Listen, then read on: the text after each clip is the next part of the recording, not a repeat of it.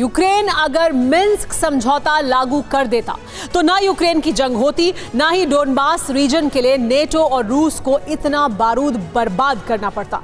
Zelensky ने इस स्वायत्त राज्य की सीमा रेखा न खींचकर नेटो को रूस के मुहाने पर लाने की हिमाकत की और यूक्रेन तबाह हो गया। बावजूद इसके यूक्रेन का रूस के सामने अब घुटने न टेकना पूरी दुनिया के विनाश का कारण बनने जा रहा है, क्योंकि रूस की तैयारी अब विश्व विजय की है। और आपको जानकर हैरानी होगी कि पुतिन ने इस विजय अभियान के लिए एक ऑपरेशन भी लॉन्च कर दिया है। देखिए क्या है क्रेमलिन का वो ऑपरेशन। दुनिया के लिए बारूदी दहशत का बवंडर उठाने वाले जिस केंद्र में प्रेसिडेंट पुतिन घूम रहे हैं,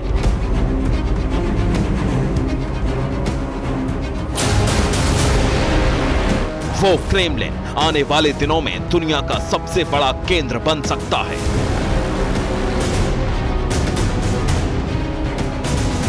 यानी न सिर्फ वर्ल्ड ऑर्डर बदलेगा, बल्कि वर्ल्ड ऑर्डर में सिर्फ क्रेमलिन ही एक केंद्र रह जाने की संभावना ने जन्म ले लिया है।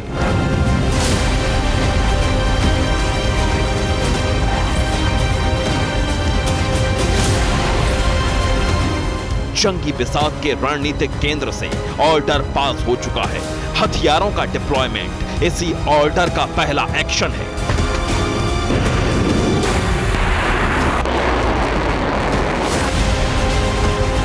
लेकिन इन हथियारों की मंजिल यूक्रेन नहीं है, बल्कि इन हथियारों का इस्तेमाल उन सभी देशों पर होगा जो रूस के मित्र नहीं हैं।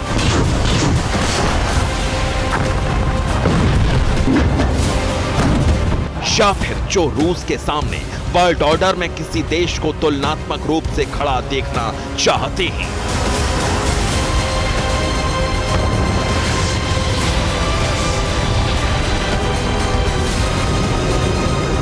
अब आपको जानकर हैरानी होगी कि यूक्रेन की जंग में अब प्रत्यक्ष रूप से रूस के खिलाफ बारूद उगलने वाले देशों के हर मूवमेंट का जवाब देने की तैयारी शुरू हो चुकी है।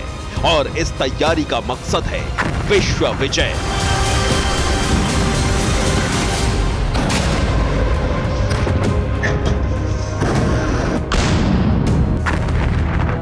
क्रेमलिन से जारी फरमान, शुरू विश्व विजय अभियान।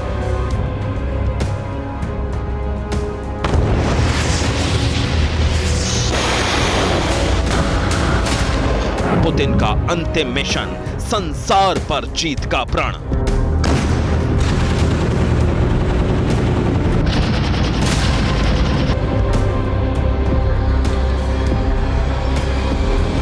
न कोई अनुमान, न ही कल्पना, बल्कि इस खबर का सोर्स है क्रेमलिन से जारी पुतिन के विश्व विजय प्लान का ब्लूप्रिंट।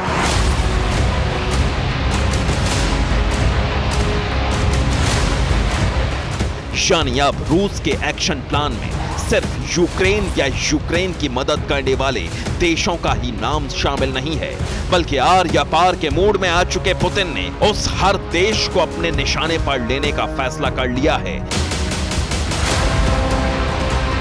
जो रूस को वर्ल्ड ऑर्डर के पायदान में नंबरों पर गिनते हैं, या फिर जो रूस के प्रति मित्रता का व्यवहार नहीं रखना चाहते। और इस एक्शन के लिए पुतिन ने जिस प्लान को एक्टिव किया है, और वो है ऑपरेशन एरिस। आपने बिल्कुल सही सुना, ग्रीक के वॉर ऑफ द गॉड के नाम पर पुतिन ने विश्व विजय अभियान एरिस की शुरुआत कर दी है। हालांकि आधिकारिक रूप से इस ऑपरेशन का ऐलान नहीं किया गया, लेकिन यह साफ हो चुका है कि अब टारगेट सिर्फ कीव पर कब्जा करना नहीं है, बल्कि इस बारूदी अभियान का मकसद पूरी दुनिया को रूस के झंडे के नीचे लाना है।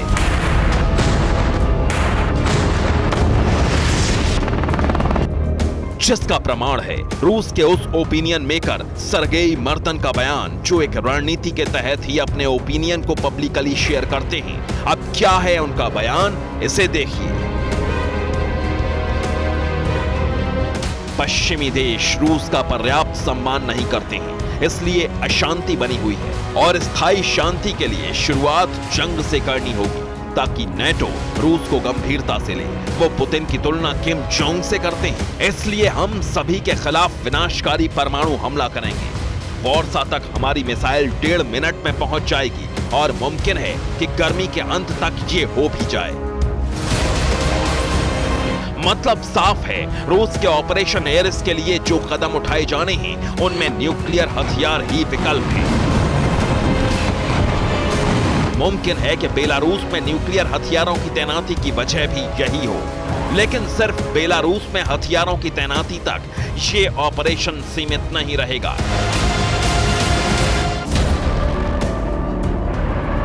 इसका संकेत रूस की तरफ से मिल रहा है। ये संकेत भी हम आपको दिखाएंगे, लेकिन उससे पहले देखिए रूस के ऑपरेशन में न्यूक्लियर हथियारों के इस्तेमाल की पुष्टि कैसे हो रही है।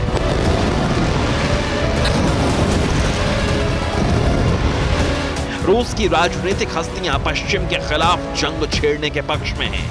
रूसी थिंक टैंक यूरोप के खिलाफ एक्शन लेने का सुझाव दे चुके हैं। रूस का विपक्ष भी अमेरिका के खिलाफ एक्शन लेने के लिए समर्थन दे चुका है। रूस के ज्यादातर मंत्री न्यूक्लियर हथियार इस्तेमाल करने की अपील कर चुके हैं, जबकि क्रेमलिन से भी पुष्टि हो चुकी है कि रूस का अस्तित्व न्यूक्लियर हथियारों पर ही टिका है। इस लिहाज से अगर रूस विश्व विजय के अभियान एरिस को शुरू करता है तो इसका साफ मतलब ये है कि क्रेमलिन के ब्लूप्रिंट में न्यूक्लियर हथियारों के इस्तेमाल के लिए वक्त और हालात दर्ज हैं।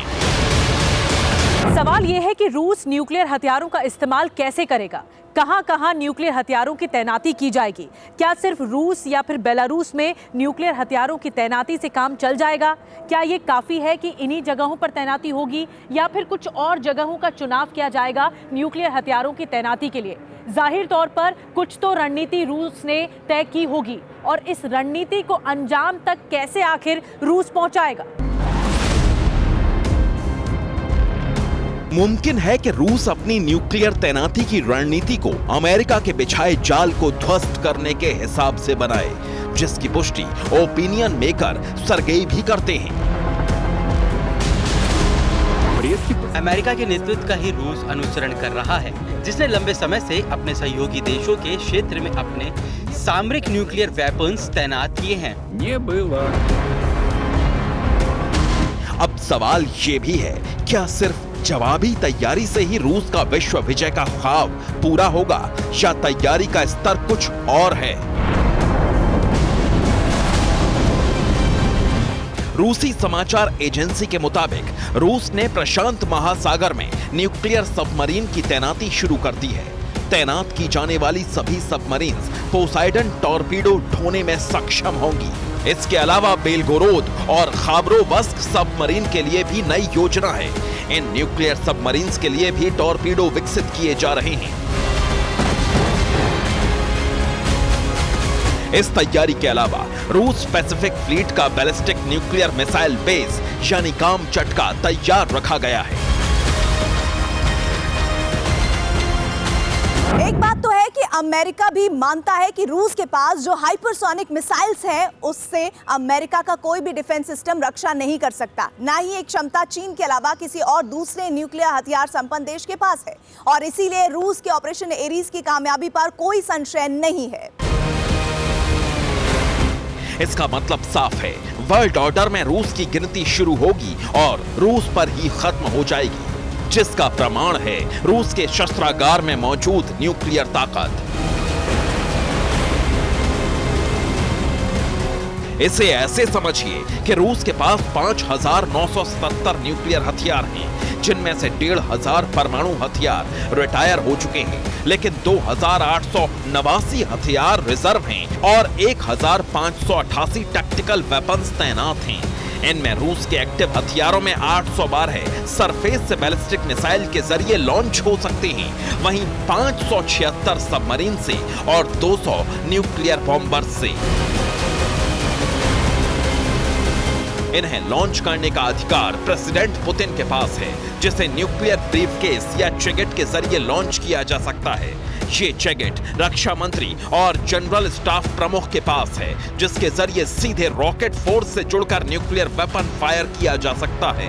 इसके मुकाबले अमेरिका की ताकत कम है। Bureau report, TV9 Bharatvarsh.